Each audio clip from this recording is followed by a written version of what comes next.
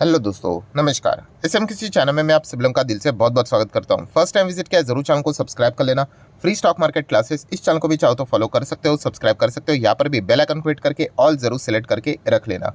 इस चैनल का लिंक आपको ऊपर आई बटन पर नीचे डिस्क्रिप्शन में मिल जाएगा। सो चलिए इस वीडियो को स्टार्ट कर लेते हैं। सो ठीक है दोस्तों, अभी हम लोग आ चुके हैं बिल्कुल हमारे नॉर्मल स्क्रीन के ऊपर। एंड इस वीडियो की बात करें, 4 से 5 इंपॉर्टेंट चीज़ों को कवर करना है। तो चलिए शुरुआत तो करेंगे कल का आखिरी जो वीडियो में चीज़ें कवर की थी उसी के साथ। मतलब yes, IDFC first bank and IDFC limited, इनके मर्जर को अप्रूवल यहाँ पे मिलते हुए देखने को मिल चुका है ऑफिशियली। एंड उसी के साथ साथ स्वैप रेशो भी हम लोग को डिस्कस होते हुए देखने को यहाँ पे मिल चुका है। एंड इसी के बाद आज के दिन इन स्टॉक्स के प्रति क्या रिएक्शन होने वाला था वो देखना एक इंटरेस्टिंग बात बनता था। तो आईडीएफसी फर्स्ट की अगर हम लोग बात करें, ठीक है, तो उसमें हम लोग को लगभग 4% की गिरावट देखने को मिली है। 4% की गिरावट भी नेट गिरावट बोल सकते हैं, क्योंकि बीच में ये तो 5, सवा 5, 5.5% तक नीचे गया था।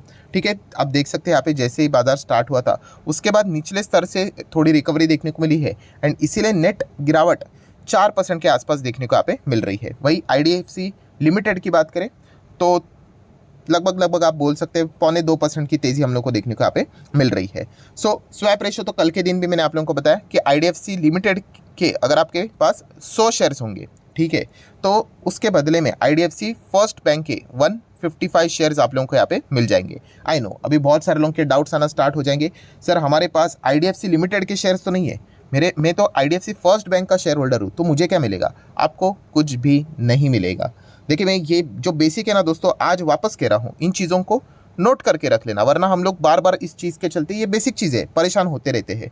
देखिए, जब भी मर्जर जैसी चीज़ें होती ना, मर्जर मतलब क्या कि एक कंपनी है और ये दूसरी कंपनी है, तो एक कोई तो कंपनी यहाँ पे बंद होकर, यस, इसमें यहाँ पे इसको समा दिया जाएगा। ठीक है, तो जो बंद होगा ना तो उसका शेयर हट जाएगा, डीलिस्ट हो जाएगा, तो उनके शेयर होल्डर किधर जाएंगे? तो इसलिए उनको ये जो एग्जिस्टिंग कंपनी जो है वो वैसे ही रहेगी, तो उसके शेयर्स यहाँ पे दिए जाते हैं। तो अभी इस केस में कौन हट रहा है? आईडीएफसी लिमिटेड हटने वाला है। ठीक है, तो ये हटेगा तो ऑब्वियसली इसके मतलब शेयर होल्डर्स को कुछ तो दूसरा शेयर यहाँ पे देना पड़ेगा। तो कौन से शेयर्स देने पड़ेंगे? आईडीएफसी फर्स्ट बैंक के। क्या आईडीएफसी फर्स्ट बैंक का शेयर हट रहा है? नहीं, ये तो यहीं पे रहेगा। ठीक है, same HDFC limited, HDFC bank अभी हम लोगों ने देखा था, तो एचडीएफसी लिमिटेड के शेयर्स हटने वाले, तो एचडीएफसी बैंक के शेयर्स उनको मिल गए। क्या एचडीएफसी बैंक के शेयर होल्डर को कुछ मिला? कुछ भी नहीं मिला। देन और कौन सा केस देखा था हम लोगों ने? एल&टी इन्फोटेक, माइंड ट्री की बात करें, कौन सा शेयर हटा? माइंड ट्री का हटा कि नहीं? तो एल&टी इन्फोटेक वालों को कुछ मिला? कुछ भी नहीं मिला, ठेंगा मिला। माइंड ट्री वालों को मिला। ठीक है, और कौन सा एग्जांपल देखा? पीवीआर आइनॉक्स देखा। ठीक है, तो किसको शेयर्स मिले? आइनॉक्स का शेयर हट गया ऑब्वियसली, तो आइनॉक्स वालों को मतलब जो शेयर होल्डर थे उनको पीवीआर के शेयर्स मिले स्वैप रेशो के हिसाब से। पीवीआर वालों को क्या मिला? कुछ भी नहीं मिला। तो जब भी ये मर्जर जैसी चीज़ें होती है एक ही पार्टी को बेनिफिट होता है। मतलब मैं स्वैप के हिसाब से बात कर रहा हूँ, ऐसा नहीं बोल सकते कि इसको भी मिल रहा है उसको भी मिल रहा है करके।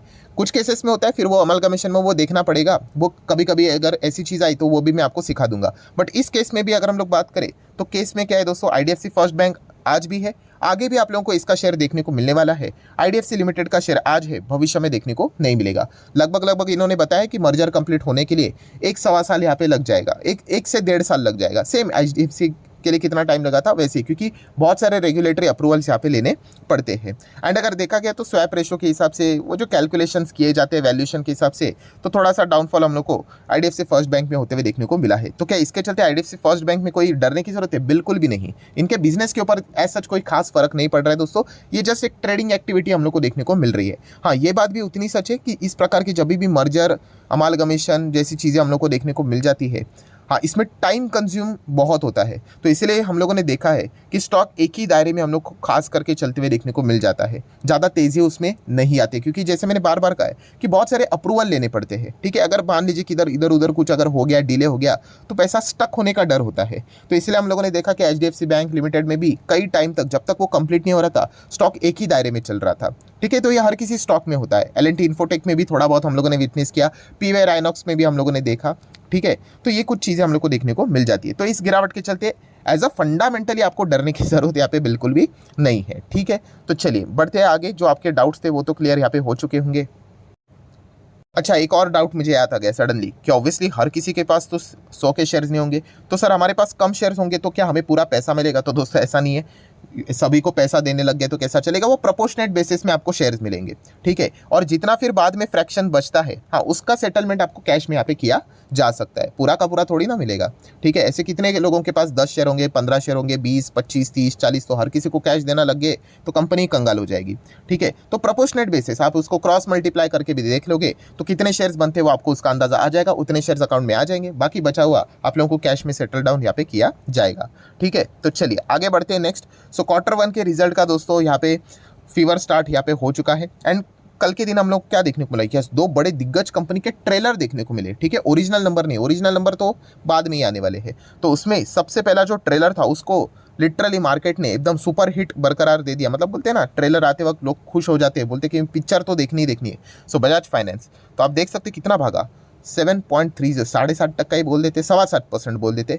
तो यूजुअली इतना भागता नहीं, बट येस, उनका नंबर हम लोग को कुछ ज़्यादा ही औसम देखने को यहाँ पे मिल गया। ट्रेलर बहुत अच्छा देखने को। एंड मैं आपको एक बात बताता हूँ, इसके हमेशा जो ट्रेलर होता है ना वो अच्छा ही होता है। बट लास्ट टाइम अगर देखा था हम लोगों ने ट्रेलर, मतलब Q1 के नंबर जैसे Q4 था लास्ट टाइम, तो कभी कभी इतना कुछ खास रिस्पॉन्स देखने को मिलता है। वो जैसे मैंने आपको कहा ना फ्रेंड्स, कि ये डिपेंड करता है शॉर्ट टर्म के हिसाब से कि ट्रेडर को क्या लगता है। लॉन्ग टर्म के हिसाब से इसी की कहानी लेफ्ट टू राइट ऊपर ही रहेंगी। कभी कभी ऐसा भी हुआ है कि इन्होंने इतना अच्छा नंबर दिखाया, ठीक है, इनका कभी भी ट्रेलर खराब नहीं रहता, हमेशा इनका AUM बड़ा रहेगा, फ्रेंचाइजी बड़ी होगी। सिर्फ एक ही चीज़ होती है कि हम एक्सपेक्ट कर रहे थे विराट कोहली सेंचुरी लगा देगा, अरे वो तो 90 पे आउट हो गया। हमें लगा था रोहित शर्मा सेंचुरी लगा देगा, अरे वो तो 90 पे आउट हो गया। तो 90 क्या खराब है क्या? नहीं, बट सेंचुरी एक्सपेक्ट कर रहे थे ना, बस। ओवर एक्सपेक्टेशन इन कंपनीज के लिए दिक्कतें हो जाती है, वरना देखा गया तो ये कंपनियां अच्छी परफॉर्मेंस यहाँ पे देती है। तो आज आप देख सकते हो कितना भागा, मस्त 7.25% की तेजी। शुरुआत से ही मन बनाकर लोग चल रहे थे कि बाइंग करके चलना है, तो जबरदस्त गैप अप, एंड उसके बाद लगातार उस चीज़ को यहाँ पे मेंटेन रखा गया। एंड उसी के साथ साथ बजाज फिनसर्व भी लगे हाथ हम लोग को भागते हुए देखने को मिला, लगभग 5.5% के आसपास। सो बजाज फिनसर्व क्यों भागता है? ऑब्वियसली क्योंकि ये एक्चुअल में बजाज फाइनेंस का बाप है। मतलब बजाज फाइनेंस की शेयर होल्डिंग पैटर्न को चेक करोगे, 55.91 है, तो उसमें 52.49 किसका है? तो ऑब्वियसली बजाज फिनसर्व का है, ठीक है। तो अल्टीमेट, हाँ, ये इसकी होल्डिंग कंपनी है, ठीक है। तो बजाज फिनसर्व में भी हम लोग को अच्छा खासा परफॉर्मेंस देखने को, मतलब आप जितना खुश रहो, मैं जितना खुश, कोई ज़्यादा इतना नहीं होगा जितना बजाज फिनसर्व होगा, क्योंकि 52% शेयर्स बजाज फाइनेंस के इन्हीं के पास है। तो ये इसके होल्डिंग कंपनी यहाँ पे बन गई, वो उसकी सब्सिडरी कंपनी। वैसे अगर देखा गया तो कभी कभी बजाज होल्डिंग भी थोड़ा बहुत खुश हो ही जाता है, ठीक है। तो वो भी आप स्टॉक यहाँ पे देख सकते हैं, कंपैरेटिवली थोड़ा स्लो चलता है, ये भी पॉइंट आपको पता है यहाँ पे होना चाहिए। तो ये क्या है, अल्टीमेट होल्डिंग कंपनी हम लोग को देखने को मिल जाती है। मतलब ये बजाज फिनसर्व के शेयर्स होल्ड करती है। मतलब अगर आप बजाज फिनसर्व के शेयर होल्डिंग पैटर्न को चेक करोगे ना, 60%, तो वहाँ पे प्रमोटर में जाओगे तो आपको बजाज होल्डिंग देखने को मिलेगा। आप चाहो तो इसको दादाजी भी बोल सकते हैं, ठीक है। तो इस प्रकार की बजाज फैमिली हम लोग को देखने को मिल जाती है। तो बहुत ही कमाल का परफॉर्मेंस हम लोग यहाँ पे फिलहाल तो यहाँ पे देख रहे हैं। और दोस्तों इसमें सीखने वाली बात क्या है? सीखने वाली बात यह है कि देखिए, आज का दिन नोट करके रखना कि Q1 का ट्रेलर इतना शानदार था ना। देखिए, भविष्य में कभी ना कभी ऐसा होगा कि ट्रेलर अच्छा ही होगा, बट यस, स्टॉक गिर जाएगा। क्यों? क्योंकि जो शॉर्ट टर्म वाले थे उनको वो अच्छा नहीं लगा। इसका अर्थ ये नहीं होता कि वो स्टॉक खराब हो गया, क्योंकि इसके पहले भी हम लोगों ने जब 5,000 पे भी देखा था एक बार स्टॉक को, अभी भी मुझे याद है कि नंबर्स इतने मतलब अच्छे ही थे, बट येस, मार्केट को अच्छे नहीं लगे, इसलिए स्टॉक 200-300 रुपया गिरा था, पॉइंट गिरा था। तो लोग स्टॉक हो गए, सर आप तो बोल रहे थे कि इतना अच्छा नंबर है, ये है वो है, मतलब ट्रेलर तो बहुत अच्छा है करके।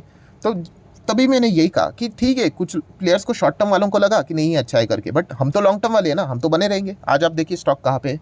तो ये डिफरेंशिएशन करना आपको आना चाहिए, शॉर्ट टर्म क्या होता है, लॉन्ग टर्म क्या होता है, ठीक है। ये सबसे की एस्पेक्ट होता है दोस्तों स्टॉक मार्केट का, जिसमें बार बार बोलता हूँ, कोई भी स्टॉक लेफ्ट टू राइट एक रैली में नहीं चलता है, वो मल्टीपल साइकिल में चलेगा। 5 साल के रिटर्न्स कितने इसके?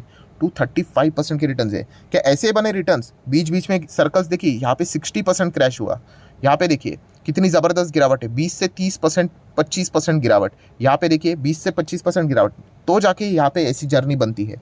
सो जो गिरावट में होल्ड कर पाता है ना दोस्तों, वही शेयर मार्केट में मतलब बोलते हैं ना रिटर्न्स का हकदार होता है, वरना तेज़ी में तो मतलब बच्चे भी होल्ड कर लेंगे, उसमें क्या बड़ी बात है। तो ये जो लॉजिक है ना, ये आपको समझ में आना चाहिए। ये सारा खेल साइकोलॉजी का है, वरना अच्छे अच्छे शेयर खरीद के भी लोगों ने कोविड में क्या कर दिया था, पोर्टफोलियो को तो खाली कर ही दिया था। तो ये पॉइंट हमें पता होना चाहिए। देन एक और ट्रेलर लॉन्च हुआ था, किसका? डीमार्ट का, एवेन्यू सुपरमार्ट का। लगभग 11,500 प्लस करोड़ के हम लोग को रेवेन्यूज़ देखने को यहाँ पे मिले थे, ठीक है।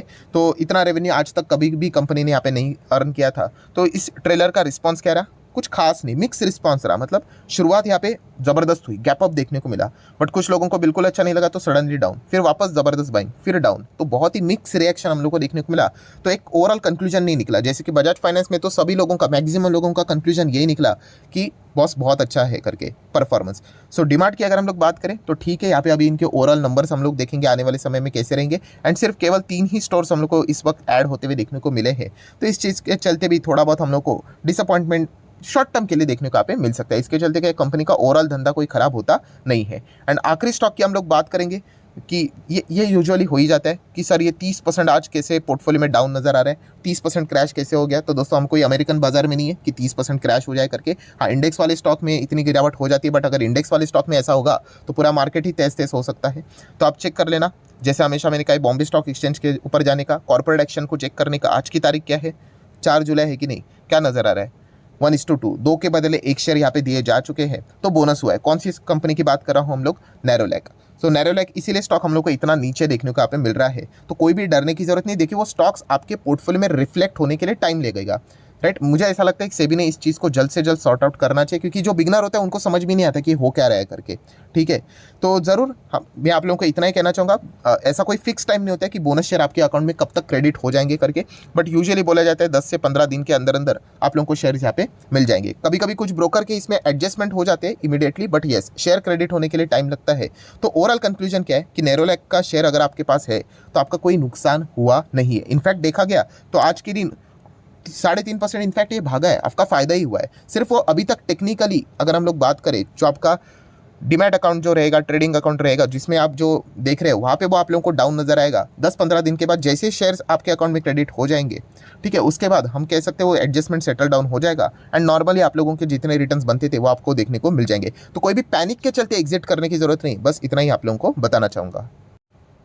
सो आशा करता हूं दोस्तों वीडियो हेल्पफुल लगा होगा, तो जरूर लाइक एंड शेयर कर देना। डीमैट अकाउंट अगर आपने अभी तक ओपन नहीं किया है तो लिंक नीचे डिस्क्रिप्शन में 25 वीडियो की लिस्ट भी आपको बिल्कुल फ्री ऑफ कॉस्ट मिल जाएगी। आपका नाम, कौन सा अकाउंट अपने लिंक के थ्रू ओपन किया है, प्रॉपर्ली कमेंट्स में मेंशन कर देना। तो हफ्ते भर के अंदर अंदर सारे लेक्चर्स मेरे साइड से फ्री ऑफ कॉस्ट प्रोवाइड कर दिए जाएंगे।